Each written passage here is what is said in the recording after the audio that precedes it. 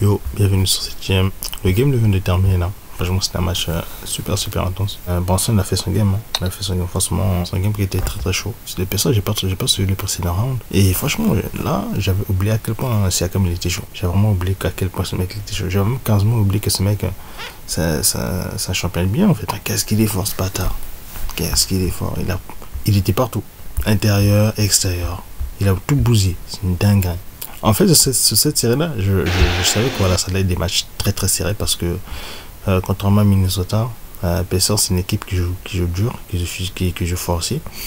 En plus de ça, contrairement à Minnesota, c'est des mecs qui sont pas qui font rarement des, comment on appelle ça, des blocs de ouf, tu vois. Minnesota, première, deuxième mi-temps, première mi-temps, généralement ça joue bien. En deuxième mi-temps, ça commence à déconner.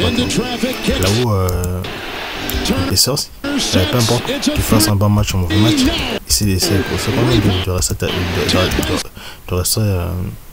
de recoller le score en fait. Et c'est ça que j'aime avec cette équipe. Ce game là, franchement c'est un MVP quoi. Il a carré le game. Il a carré le game de ouf. Par contre, un truc que j'ai pas compris, c'est dans le money time en fait. C'est 15 secondes. J'ai pas compris pourquoi Bronson a pris cette charge.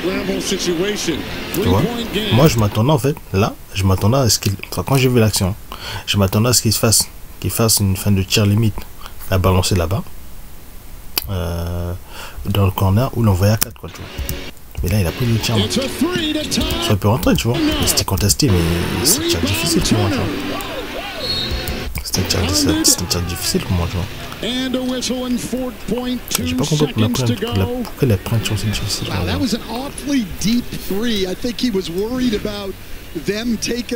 Après moi j'ai vu cette... Ouais.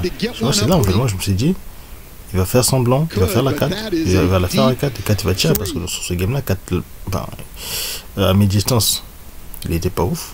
Mais à 3 points, je crois qu'il était à 3 sur 10.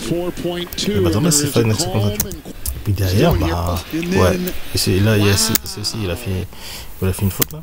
Et du coup, franchement, j'avais chaud pour les Smith. Hein. Donc, pour les raisons, je me suis dit, mon gars, franchement, t'as intérêt à les mettre. Parce que sinon, overtime, 2 games de suite, à la fin, quoi.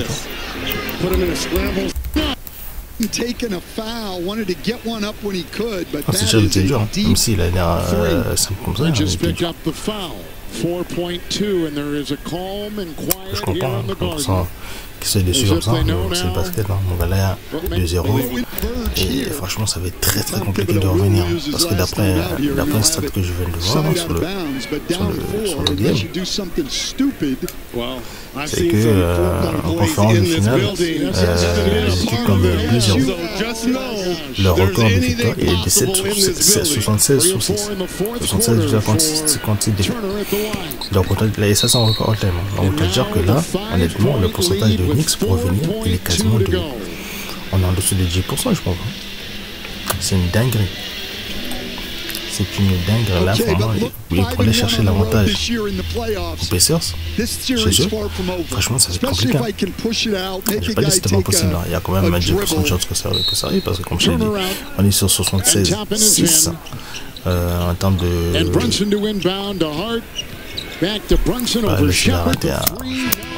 Bronson, il n'est pas dans... Enfin, après Bronson, généralement, on pleuve, c'est un gars qui est cramé, tu vois. C'est de cette stat-là que je parlais. Donc là, honnêtement, autant dire que là, c'est limite plié, en fait. À part si les personnes font la D, mais là, actuellement, de la façon dont ils jouent, je pense qu'ils sont partis pour prendre le coffre. Hein. Et franchement, j'espère qu'ils vont prendre le coffre parce que les fans de Knicks, ils font trop tout et n'importe quoi. J'ai réagi à la vidéo précédente. Hein.